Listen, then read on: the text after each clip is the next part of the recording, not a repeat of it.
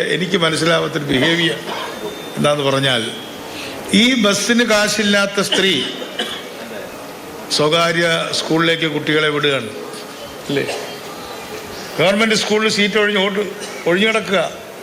Government സ്കൂളിലേക്ക് ഇപ്പോഴും കുട്ടികളെ വിടുന്നതിന് പകരം ഫീസ് കൊടുക്കേണ്ടാത്ത പ്രൈവറ്റിൽ പോലും വിടാതെ ഇവിടെ വിടുന്നത് ഫീസ് കൊടുക്കേണ്ട സ്കൂളിലേക്ക് വിടുന്നു അല്ലേ? ആശുപത്രിയുടെ കാര്യം വരുമ്പോൾ ഇതേ സ്ത്രീ തൻ്റെ അച്ഛനെയും ഭർത്താവിനെയും കൊണ്ട് വരാന്തയിൽ കിടക്കുകയാണ് ഗവൺമെൻറ് ആശുപത്രി. ഈ മൂന്ന് കാര്യങ്ങൾ, പൊതുജനാരോഗ്യം, പൊതുഗതാഗതം, പൊതുവിദ്യാഭ്യാസം, കേരളത്തിലെ ജനങ്ങളുടെ ബിഹേവിയർ, അവരുടെ പെരുമാറ്റം എന്നെ അതിശയിപ്പിക്കുകയാണ്. ബസ് വന്നാൽ കാശ് കുറഞ്ഞ ട്രാൻസ്പോർട്ടിൽ തള്ളിക്കയറുന്നു. എന്നാൽ തൊട്ടപ്പുറത്ത് കുട്ടിയെ ചേർക്കുന്നത് ഫീസ് കൊടുക്കുന്ന സ്കൂളിലാണ്. അസുഖം വന്നാൽ പ്രൈവറ്റ് ആശുപത്രി പോകാൻ പേടിയാണ്, കാരണം അവിടെ കൊടുക്കാൻ പൈസയില്ല. പക്ഷേ പ്രിയദർശിനി വന്നപ്പോൾ നിങ്ങളുടെ ബസ് വിട്ട് മറ്റ് പ്രിയദർശിനി കാത്തു നിന്ന് തിരക്കി ആളുകൾ പോകുന്നതിൻ്റെ കാരണം നിങ്ങളോടുള്ള വിരോധം കൊണ്ടോ എന്നോടുള്ള സ്നേഹം കൊണ്ടോ അല്ല, മറിച്ച് നമ്മുടെ നാട്ടിലെ കുടുംബിനികൾക്ക് കയ്യിൽ കാശില്ലാത്തത് കൊണ്ടാണ്. ചിന്ത ജെറോം സി പി നേതാവ് നമുക്കുണ്ട്. ചിന്ത, സർക്കാരിലെ ഇടതുപക്ഷമാണ്, ഇടതുപക്ഷ മുഖമാണ്, CPM ധാരയിൽ നിന്ന് വന്നയാളാണ്. ഇടതുപക്ഷ സ്വഭാവം എന്ന് പറയുമ്പോൾ നിങ്ങൾ പ്രത്യേകമായി പറയാറുണ്ടല്ലോ, എങ്ങനെയാണ് മനുഷ്യനെ കാണുക, എങ്ങനെയാണ് പെരുമാറുക, എങ്ങനെയാണ് പ്രതികരിക്കുക എന്ന്. എന്താണ് CP ജോണിന് സംഭവിച്ചത്? ഈ പ്രതികരണത്തെ എങ്ങനെ തോന്നുന്നു? എന്നെ അത്ഭുതപ്പെടുത്തുന്നു. കാരണം അദ്ദേഹം ഞങ്ങളെല്ലാം പ്രവർത്തിച്ചു വന്ന വിദ്യാർത്ഥി സംഘടനയുടെ എല്ലാം പ്രവർത്തകനായി പിന്നീട് വലതുപക്ഷ രാഷ്ട്രീയത്തിന്റെ ഭാഗമായി പോയതാണ്. അപ്പോൾ ആ ഒരു മുന്നണിയുടെ ഭാഗമാകുമ്പോഴേക്കും ഇത്രമാത്രം നിലപാടിനകത്ത് വ്യത്യാസം ഉണ്ടാകുമോ, മൂല്യച്യുതി സംഭവിക്കുമോ എന്നുള്ള കാര്യത്തിൽ അത്ഭുതം തോന്നുകയാണ്. കാരണം ഇങ്ങനൊരു പ്രയോഗം അദ്ദേഹം നടത്താനുണ്ടായ സാഹചര്യം എന്ത് എന്ന് എനിക്കിതുവരെ മനസ്സിലായിട്ടില്ല. ഇതിപ്പം ഈ അഭിപ്രായ പ്രകടനവും അദ്ദേഹം പറഞ്ഞതെല്ലാം നിങ്ങളുടെ റിപ്പോർട്ടർ പറയുന്ന ഘട്ടത്തിലാണ് ഞാൻ കേട്ടത്. എനിക്കത് വിഷ്വല് കാണാനോ കേൾക്കാനോ കഴിഞ്ഞിട്ടില്ല. പക്ഷേ അദ്ദേഹം പറഞ്ഞത് ഞാൻ മനസ്സിലാക്കുന്നിടത്തോളം കാലം അങ്ങേയറ്റം ദയനീയാവസ്ഥയിലുള്ള, അല്ലെങ്കിൽ ഇതുപോലെ സൗജന്യമായ യാത്ര ചെയ്യുന്ന മുഴുവൻ മനുഷ്യരെയും അപമാനിക്കുന്ന നിലയിലേക്കുള്ള ഒരു പ്രയോഗമാണ് അദ്ദേഹം നടത്തിയിരിക്കുന്നത്. യഥാർത്ഥത്തിൽ ഇതിലെല്ലാം നാം കാണുന്നത് അധികാരത്തിന്റെ ഒരു ഹുങ്കാണ്. അദ്ദേഹം ജനങ്ങളാൽ തെരഞ്ഞെടുക്കപ്പെട്ട് MLA ആയി തുടർന്ന് മന്ത്രിയായ ഒരു വ്യക്തിയാണ്. അവരൊരു നയം നടപ്പിലാക്കുന്നു, ബസ്സിൽ സൗജന്യമായി സ്ത്രീകൾക്ക് യാത്ര ചെയ്യാമെന്നുള്ള ഒരു പ്രഖ്യാപനം മാനിഫെസ്റ്റോയിൽ വയ്ക്കുന്നു, അതിന്റെ പേരിൽ വോട്ട് സമ്പാദിക്കുന്നു. പിന്നീട് അതിനകത്ത് ഒരുപാട് കള്ളക്കളികളെല്ലാം നടത്തിയിട്ടുണ്ട്. നമുക്കറിയാം, അവരുടെ പ്രഖ്യാപനം പോലെ തീർത്ഥാടനത്തിനും ടൂറിനും ഒന്നും പോകാൻ നാട്ടിലെല്ലാം സൗജന്യമായി യാത്ര ചെയ്യാനുള്ള സൗകര്യമൊന്നും ഒരുക്കിയിട്ടില്ല. കാരണം പൊടിയിടുന്ന ചുരുക്കമിടങ്ങളിൽ ചില ബന്ധപ്പെട്ട് പ്രതിപക്ഷം ഉന്നയിച്ച ആരോപണം അതിൽ വലിയ കഴമ്പില്ല എന്നതൊക്കെ ബോധ്യം വന്നതല്ലേ? ഇപ്പോൾ അതിലേക്ക് നമുക്ക് പോകണമെന്ന് തോന്നില്ല. വിജയകരമാണ്, കണക്കുകൾ പുറത്തു വന്നതാണ്. എല്ലാവർക്കും എന്തേ കൊടുക്കാത്ത എന്നൊക്കെ നിങ്ങൾ ചോദിച്ചു. പക്ഷേ എങ്കിലും അങ്ങനെ ഒരു ധൈര്യം കാണിച്ചത് ചെയ്യുമോ എന്ന സംശയം ഉണ്ടായിരുന്നു. അത് ചെയ്തു. അത് വളരെ പ്രധാനപ്പെട്ടൊരു പദ്ധതിയാണ്. പക്ഷേ ആ പദ്ധതിയെപ്പറ്റി പറയേണ്ട മന്ത്രി ഇങ്ങനെ അധിക്ഷേപ പരാമർശം നടത്തുമ്പോഴാണ് അതിന്റെ ഗൗരവം.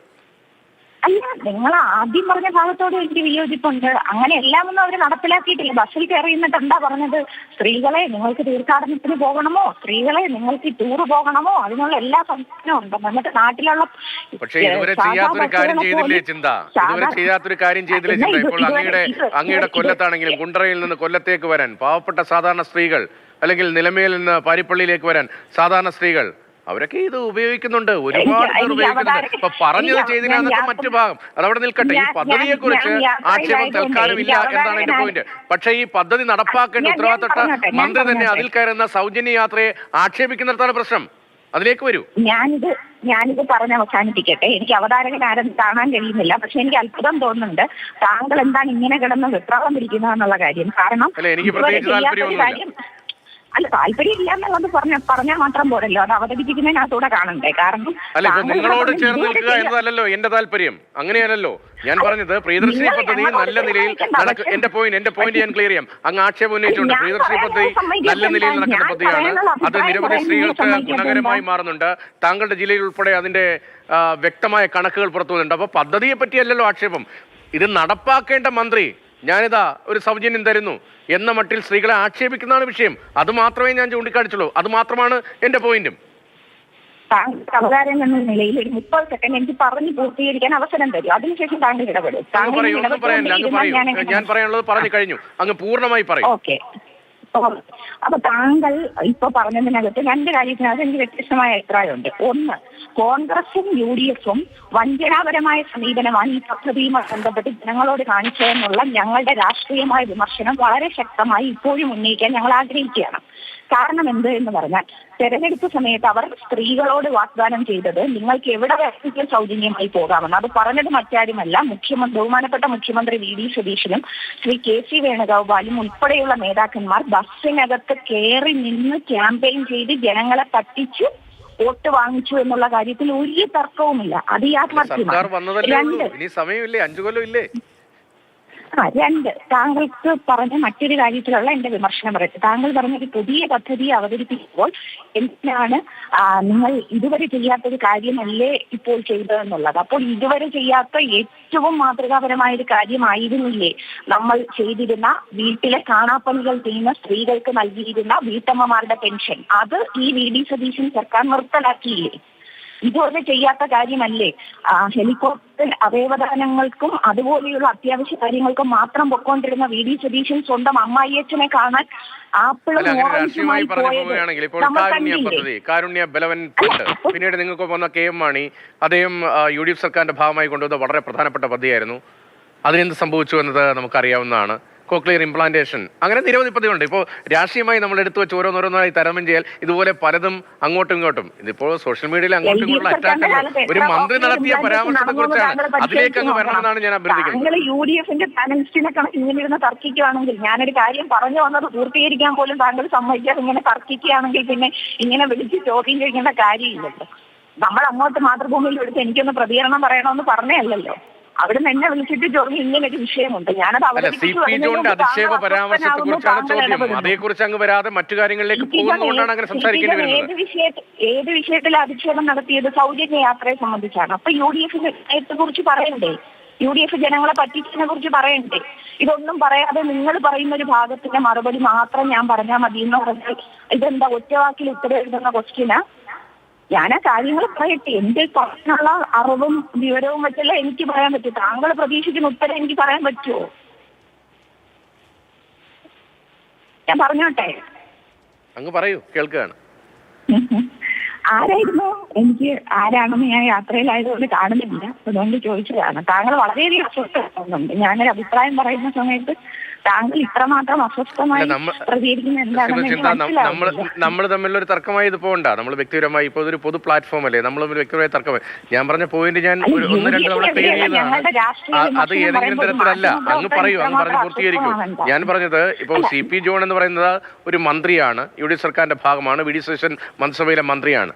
പക്ഷേ CP ജോൺ നടപ്പാക്കുന്ന ഏറ്റവും വലിയ പദ്ധതി, അല്ലെങ്കിൽ ആ സർക്കാർ നടപ്പാക്കുന്ന ഏറ്റവും വലിയ പദ്ധതി, ആ ബസ്സിൽ കയറുന്ന ആളുകളെ, സ്ത്രീകളെ അധിക്ഷേപിക്കുന്ന തരത്തിൽ എങ്ങനെയാണ് മന്ത്രിക്ക് പരാമർശം നടത്താൻ കഴിയുക എന്നതാണ് വിഷയം. അതുകൊണ്ടാണ് അതേക്കുറിച്ച് ചൂണ്ടിക്കാണിച്ചത്.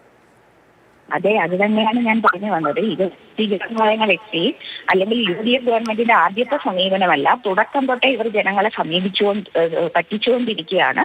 അതിന്റെ ഉദാഹരണമായിട്ടാണ് ഞാൻ ബസ് യാത്ര സൗജന്യമാക്കിയതിന് പിന്നിൽ പോലും തന്നിട്ടുള്ള ചതിയെ കുറിച്ച് സൂചിപ്പിച്ചത്. അത് ഞങ്ങളുടെ വ്യക്തമായ വിമർശനമാണ്. അതിൽ താങ്കൾ അസ്വസ്ഥപ്പെട്ടിട്ട് കാര്യമില്ല. ഇനി അടുത്ത ഭാഗം ഞാൻ പറയാം.